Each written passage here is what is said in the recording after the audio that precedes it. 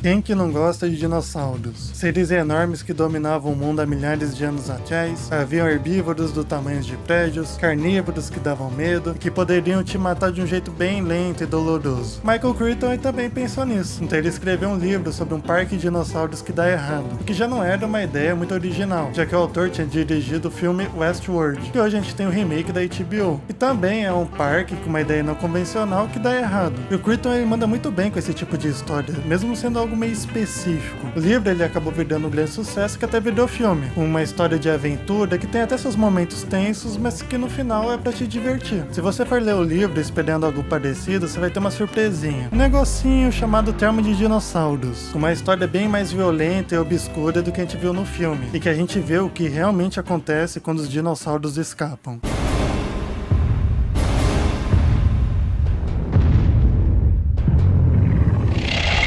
A história ela começa numa noite chuvosa em uma pequena clínica que fica numa aldeia da Costa Rica. É que onde a gente conhece a médica Bob Carter. E aparece um helicóptero vindo de uma ilha, que acaba saindo um homem ferido e um cara ruivo com um boné de beisebol. E a médica Carter já bate o olho no cara e vê que ele vai morrer, só que ela tenta dar seu jeito. E aqui que a gente vê um tom bem mais pesado no livro, com a descrição dos ferimentos, é um gore que a gente não vê no filme, com detalhes da carne cortada, ombro deslocado e até artéria e ossos expostos. O que pega a gente bem de desprevenido pra quem tava acostumado com o filme, que a maioria das mortes são fora da câmera. A médica Carter até fica curiosa pra saber o que aconteceu, mas o cara do boné de beisebol só dá umas conversinhas, falando que foi um acidente de trabalho com uma retroescavadeira, o que ela já não compra muito. Então cada ferido tem um pico de energia, ele se levanta com os olhos bugalhados, vomita sangue e acaba tendo uma convulsão que faz ele ir jogar no Vasco. E essa introdução ela é realmente muito boa, ela te prende na história. Só que a partir dela tem uns capítulos que eu acho meio desnecessários. A gente fica vendo uma família americana que a filha é mordida por um lagarto do tamanho de uma galinha, então ela é tratada, ninguém consegue identificar qual espécie é o lagarto. Aí alguém acha um corpo de um lagarto parecido, manda para um laboratório americano, ninguém também consegue identificar. Essa parte ela é para criar um suspense na história e para contextualizar os leitores desse tema de dinossauros voltando à vida. Só que pra gente que já sabe o que é o Jurassic Park, acaba ficando meio chatinho de acompanhar essa parte da história. Só que na época em que o livro foi lançado, talvez ela foi bastante necessária pros leitores. O problema é que todos os personagens e temas não voltam pra história depois. E tem outro negocinho também, o nome do livro se chama Jurassic Park. Então mesmo você não sabendo do que se trata a história, eu não sei se essa parte acaba ficando melhor. Outro probleminha, que é algo mais pessoal meu, é que esse começo de história fica muito aparente que é um autor americano escrevendo ela. Todos os personagens que aparecem, que tem o mínimo de relevância, são americanos. Só que a história agora ela tá se passando na Costa Rica. Dos 8 personagens que não são da ilha, 5 são americanos.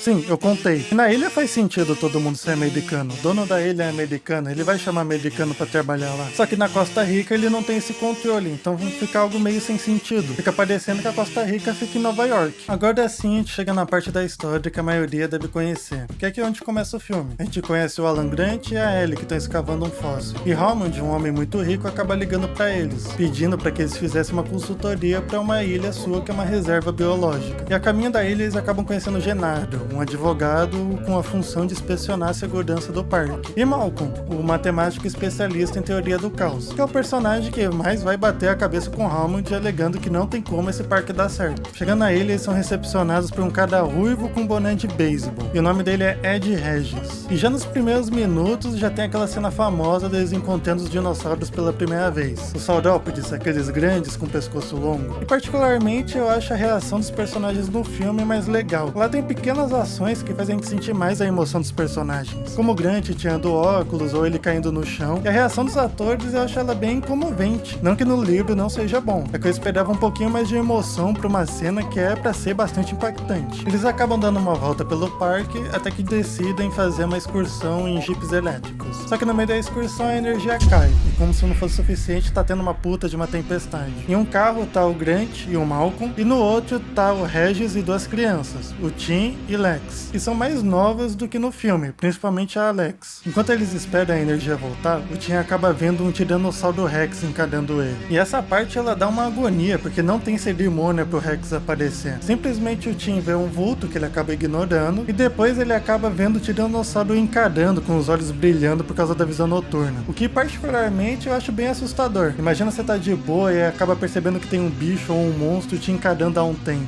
E quando os outros personagens notam notam a presença do Rex, o Regis ele já sai vazado do carro e vai se esconder na mata, já que ele é o único personagem ali que realmente viu um estrago que um dinossauro pode causar em um ser humano. Então quando ele vê o Rex na frente dele, ele só mete o pé mesmo. E a atenção do tiranossauro é voltada pro carro, já que o Tim ele fecha a porta onde o Regis saiu. Qualquer encostado que o Rex dá no Jeep já é um puto estrago. É para-brisa quebrada, é o carro ficando de ponta de cabeça, a criança voando para um lado, a criança sendo jogada pro outro, e o Grant e o Malcolm não podem fazer nada, apenas ficar assistindo, o que vai dando desespero real pra cena. Até que o dinossauro joga o carro pro alto, a Alex até consegue sair a tempo, mas o Tim ele vai junto e o carro fica preso no topo de umas árvores. O Malcolm ele fica desesperado e já sai correndo, e o Rex acaba acertando ele, que o deixa ferido. O Grant também sai do Jeep, só que ele acaba ficando paralisado, ele fica imóvel. E é aqui que a gente aprende que o tiranossauro Rex não vê outros seres que não estão se movendo. Mas mesmo assim, ele acaba acertando o carro que pega no Grant, que o deixa desacordado. E o Regis, ele realmente consegue escapar desse tiranossauro. Só que ele encontra outro, um menor, porque ele é mais novo. E ele fica jogando o Regis pra um lado pro outro, fica avançando nele, meio que ele fica brincando. Quando ele cansa de fazer isso, o Regis só vira comidinha mesmo. Agora, como os dinossauros conseguiram escapar? Pra isso a gente vai ter que falar de Dennis Needy, que é o programador principal do parque, que tava bem descontente com seu trabalho, já que o Hammond passou a perna dele. Ele o chantageou para que ele trabalhasse mais sem ser remunerado por isso. Então ele tem uma puta ideia bosta, que é de desligar a segurança do parque para que ele consiga roubar embriões do laboratório e entregar para um cara que está num barco. Ele voltaria e ligaria a segurança. Ele ficaria rico e tudo isso seria feito em poucos minutos. O problema é, teve a tempestade, então ele se perdeu no caminho. E ele acaba encontrando um dilofossauro. E aqui a gente tem uma das piores mortes do livro, já que a habilidade desse dinossauro é cuspir veneno. Então ele cega o Needy, acaba rasgando a sua barriga, que faz seus órgãos ver a luz do dia, e esmaga sua cabeça, enquanto o narrador fala como o Needy tá gritando de desespero e só espera que tudo acabe. Até o pessoal do Mortal Kombat ficou chocado com essa. A partir daqui a história segue dois grupos, que é o Grant e as duas crianças, que seguem mais uma aventura. Eles fazem cadinho de dinossauro, fogem do Rex em um bote, acabam passando no aviário, que tem aqueles dinossauros que voam, que a gente só vai ver lá no terceiro filme. E a cena não tem nada demais, eles escapam bem de boa. É mais uma cena bonita do que causar alguma tensão. E também a gente vê o segundo grupo, que é os sobreviventes tentando fazer de tudo para que a segurança do parque volte. Finalmente os Velociraptors escapam, que não é à toa que são deixados pro final do livro, já que na história inteira é construído como eles são inteligentes e estrategistas, e que demoram para morrer. E que diferente dos outros dinossauros, eles matam até sem fome. E um dos personagens até fala que eles gostam de matar. E eles já fazem dois personagens e vê o show ao vivo do Michael Jackson. O Henry Hu, que é o cientista que cria os dinossauros a partir de engenharia genética, que acaba tendo seus intestinos sendo devorados enquanto ele tá vivo. E John Arnold, que é o engenheiro-chefe, tem seu tórax aberto.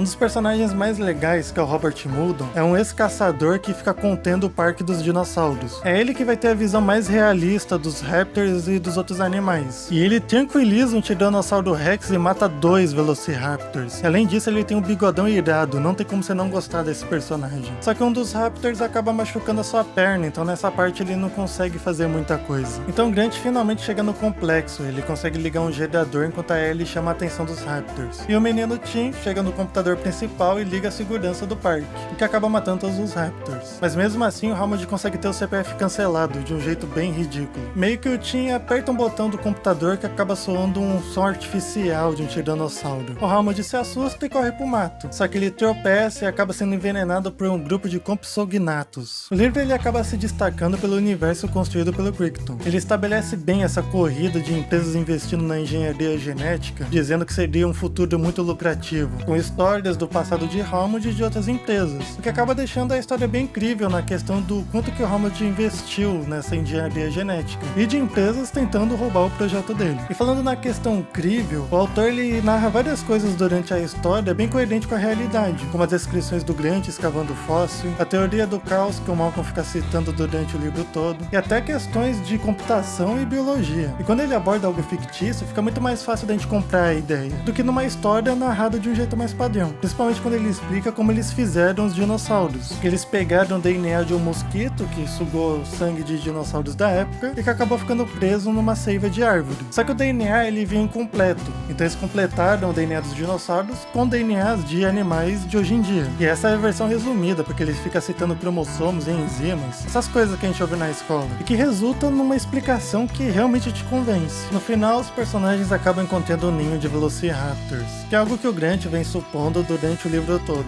e os bichos tão loucos pra migrar pra fora da ilha. Então o exército chega e resgata os personagens, e tira essa porra dessa ilha do mapa. Só que mais algumas páginas depois, a gente descobre que está tendo boatos de criaturas que se parecem muito com dinossauros, que estão atacando lavouras na Costa Rica. E esse negócio dos ninhos nem era pra ter existido, já que todos os dinossauros são fêmeas. Mas como usaram vários DNAs de outros animais pra completar os DNAs dos dinossauros, eles meio que vieram com habilidades, como mudar de sexo. É por isso que começa a surgir ninhos pelo parque. E um dos filhotes de Raptors até consegue mudar de cor, porque ele tem DNA de camaleão. Fora que todos os dinossauros têm uma aparência mais voltada pros répteis. E no próprio livro é dito que na época já tinha hipóteses de que os dinossauros tinham aparência de aves. Fora o comportamento deles são totalmente imprevisíveis. Só que a gente não sabe se eles se comportam desse jeito realmente, ou é DNA dos outros animais agindo sobre isso também. Um bom exemplo disso é porque os jipes têm listas vermelhas. Isso fazia com que os Triceratops não atacassem os carros. Só que ninguém no livro tem uma explicação pra isso. Então se eles não se parecem fielmente com os dinossauros, e não possuem seus verdadeiros comportamentos, eles realmente são dinossauros? Se não, o que eles são?